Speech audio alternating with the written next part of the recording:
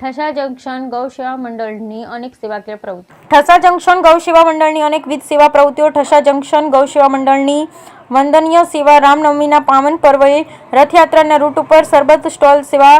બળબડતા તાપમાં સતત ખડેપગે. ઠસા જંકશન ગૌસેવા મંડળ યુવાનોની રથયાત્રાના રૂટ ઉપર સરબતની અદ્ભુત સેવા. ગ્રીષ્મમાં હિમાલય જેવો હેત.